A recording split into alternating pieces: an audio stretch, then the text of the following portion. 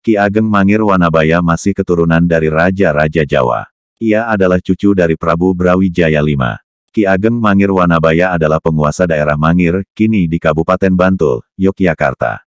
Menurut cerita, pangeran yang bernama asli Raden Wanabaya ini tewas di tangan mertuanya sendiri. Jenazahnya kemudian dikebumikan di Keraton Kota Gede, Yogyakarta. Yang aneh, setengah jasadnya dimakamkan di dalam keraton dan setengah yang lainnya di luar keraton. Mengapa demikian? Temukan jawabannya dalam cerita Ki Ageng Mangir Wanabaya berikut ini.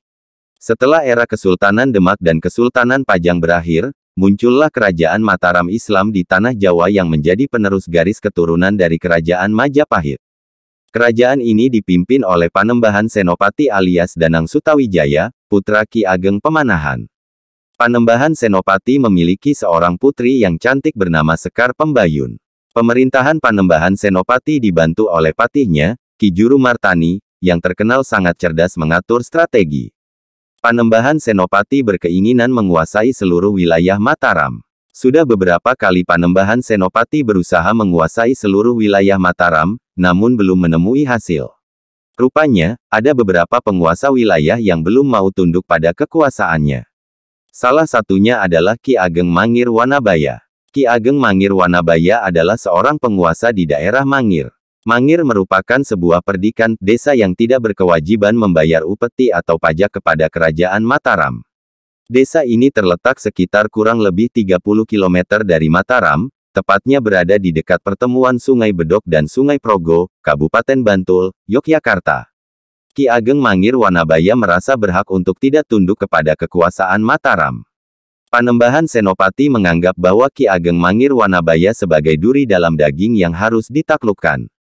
Suatu hari, penguasa Mataram itu berunding dengan Ki Juru Martani untuk membuat rencana penyerangan ke Mangir. Namun, patih itu berpendapat lain. "Ampun, Baginda, bukannya hamba bermaksud merendahkan Baginda," kata Ki Juru Martani, "Ki Ageng Mangir bukanlah lawan yang setara buat Baginda. Ia memiliki tombak Kiai Baru Klinting yang sakti.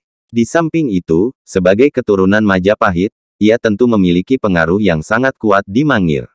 Lalu, apa yang harus kita lakukan?" tanya Panembahan Senopati. Ki Juru Martani terdiam sejenak, berpikir keras.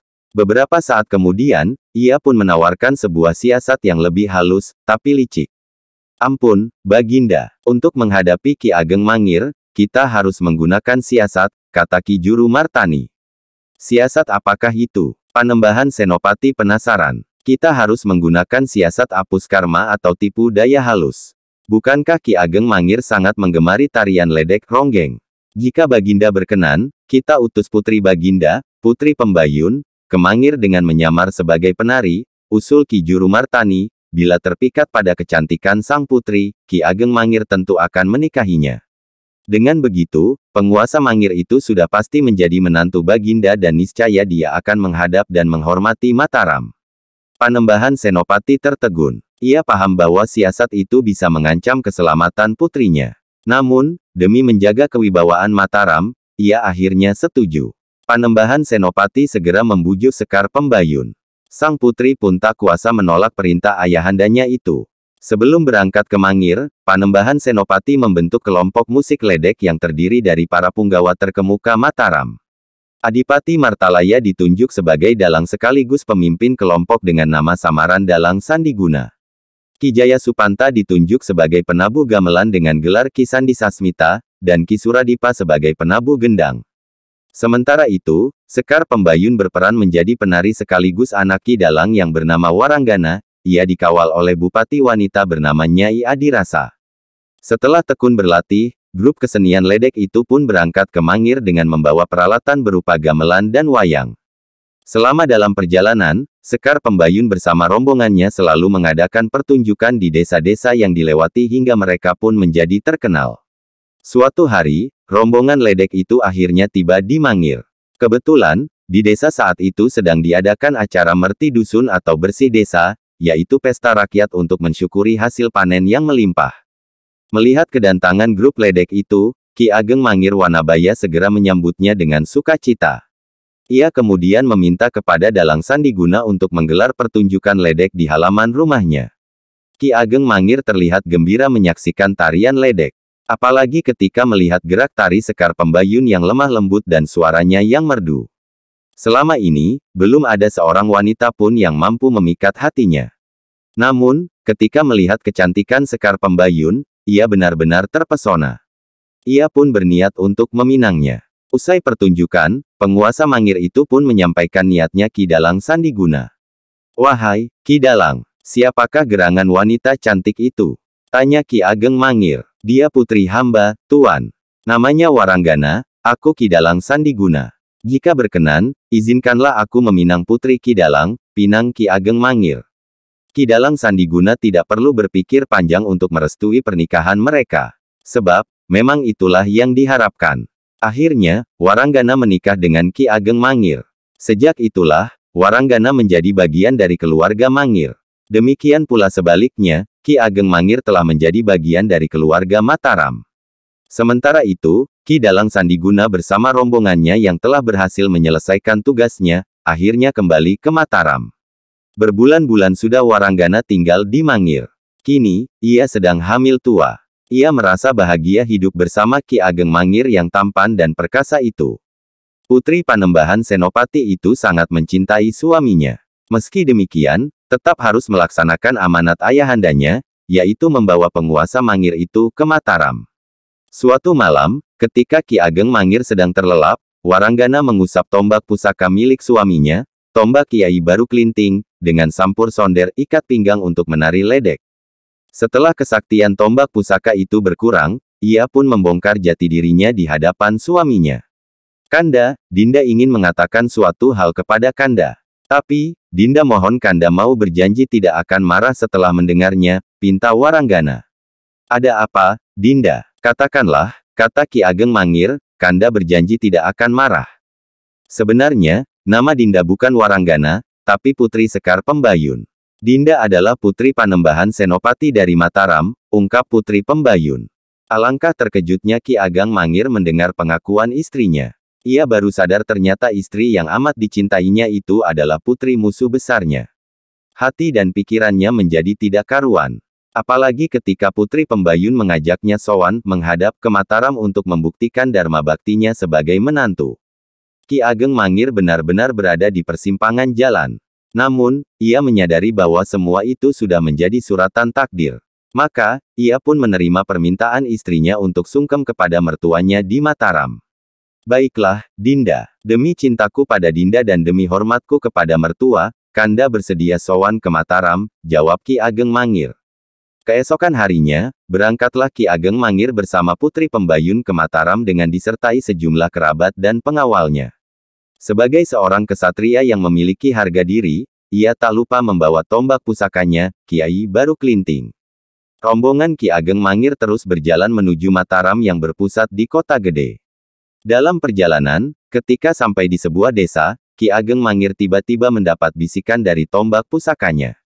"Kembalilah ke Mangir. Jika Tuan meneruskan perjalanan hingga ke Mataram, nyawa Tuan dipastikan akan melayang," demikian bisikan pusaka itu. Bisikan itu rupanya tidak menyurutkan niat Ki Ageng Mangir untuk melanjutkan perjalanan ke utara, walaupun ia tahu bahwa tindakannya itu beresiko. Sebelum meninggalkan desa tersebut, ia menamakan daerah itu Palbapang, yaitu berasal dari kata pal atau ngepal. Setelah berjalan beberapa lama, rombongan itu sampai lagi di suatu desa. Mereka berhenti untuk beristirahat. Ki Ageng Mangir tiba-tiba teringat pada pesan tombak pusakanya. Ia pun sadar bahwa Panembahan Senopati adalah musuhnya, tapi ia ngrumangsani, merasa bahwa dirinya adalah menantu yang harus berbakti kepada mertua meskipun hatinya ngemban mentul bimbang. Konon, tempat beristirahat Ki Ageng Mangir itu kemudian dinamakan Bantul, yaitu diambil dari suasana hatinya yang ngemban mentul. Ia akhirnya memutuskan untuk meneruskan perjalanan. Setiba di Mataram, Ki Ageng Mangir disambut oleh kerabat keraton dengan upacara penyambutan yang disebut ngunduh mantu. Rupanya, upacara itu sudah diatur untuk menjebak Ki Ageng Mangir. Di depan keraton terdapat sebuah bangsal tarup teratak, yang dijaga oleh Ki Juru Martani. Ketika Ki Ageng melewati tarup itu, pati itu menghentikannya. "Maaf, Ki Ageng Mangir. Sungguhlah tidak sopan jika seorang menantu membawa senjata saat sungkem kepada mertuanya, ujar Ki Juru Martani. Sebagai menantu yang baik, Ki Ageng Mangir melepas semua senjata yang dibawanya, termasuk Kiai Baru Klinting. Kemudian, ia bersama istrinya segera sungkem kepada Panembahan Senopati. Sambutan Panembahan Senopati yang begitu ramah dan penuh kasih sayang membuat Ki Ageng Mangir sedikit terlena.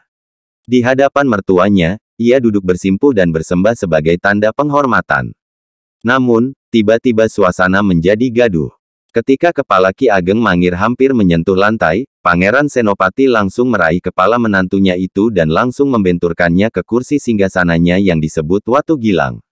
Ki Ageng Mangir pun tewas seketika. Putri Pembayun yang menyaksikan peristiwa itu langsung menangis histeris. Ia amat menyesal berkunjung ke Mataram yang pada akhirnya menjadi malapetaka bagi suami yang amat dicintainya. Jenazah Ki Ageng Mangir kemudian dimakamkan di Keraton Mataram, Kota Gede. Oleh karena dianggap separuh jiwanya keluarga keraton dan separuh musuh Mataram, maka separuh jasadnya, bagian atas dimakamkan di dalam kompleks keraton, sedangkan separuhnya, bagian bawah berada di luar keraton, atau dimakamkan dengan posisi melintang di antara batas wilayah keraton dengan daerah luar keraton. Sementara itu, Watu Gilang yang merupakan singgasana Panembahan Senopati kini menjadi situs bersejarah Kota Gede. Batu yang berwarna hitam dan berbentuk persegi dengan ukuran 2 kali 2 meter ini terdapat cekungan pada salah satu sisinya akibat benturan kepala Ki Ageng Mangir. Situs sejarah ini masih tersimpan di dalam sebuah bangunan kecil yang terletak di Kampung Kedaton, dalam sekitar 500 meter sebelah selatan Masjid Agung Mataram Kota Gede. Demikian cerita Ki Ageng Mangir Wanabaya dari Bantul, Yogyakarta. Pesan moral yang dapat dipetik dari cerita ini adalah bahwa Ki Ageng Mangir adalah seorang kesatria sejati yang rela melepas keperkasaannya demi menghormati mertuanya. Panembahan Senopati sebagai seorang mertua pun semestinya menyayangi dan mengasihi menantunya.